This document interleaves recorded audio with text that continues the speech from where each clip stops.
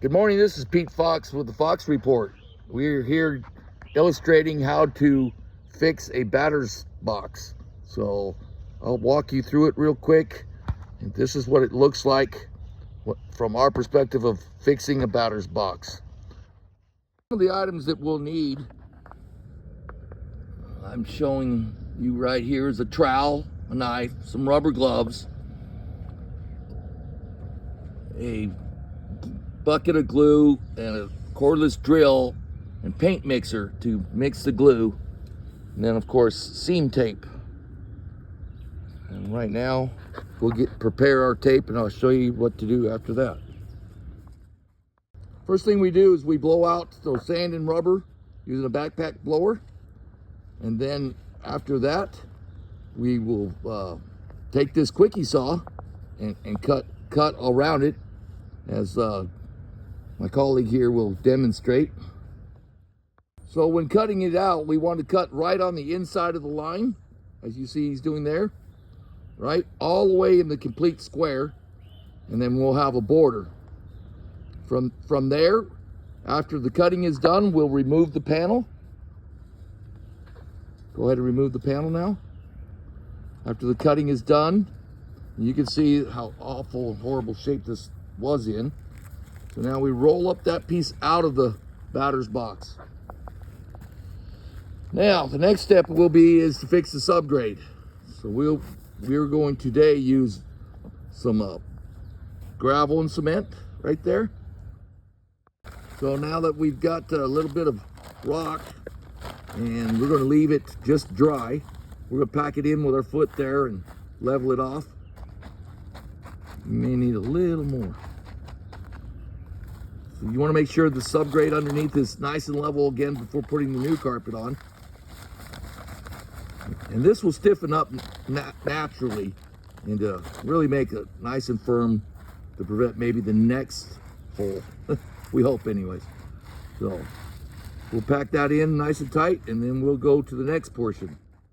So now that we have pre-cut pieces already pre-made for this kind of work, so we will place it in there. It fits perfectly. Minor adjustments with a knife to make sure it's got a nice tight fit. And from that next step, this paper here is what we'll do next, is put glue on this paper and adhere that piece of carpet to underneath that white line. So this is what you call a two-part glue. You open the bucket, you add the first part into the bottom, and then you will mix it properly. Try to prevent any splatter because you don't want it over the rest of the field. These pans and trays there will help that.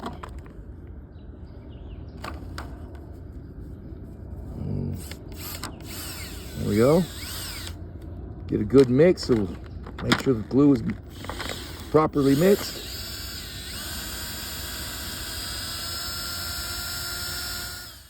All right, so in this part, the glue is now mixed, and we'll proceed now with putting it on the seaming tape and placing it halfway underneath the other carpet where both pieces are adhered together.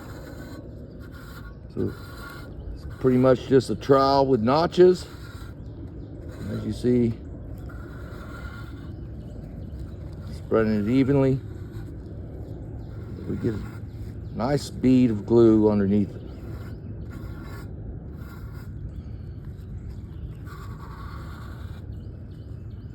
So we'll continue to do this till we have all the paper and pieces in place, and we'll put our carpet together. Well, actually, we're going to put the first one in here and tuck it underneath.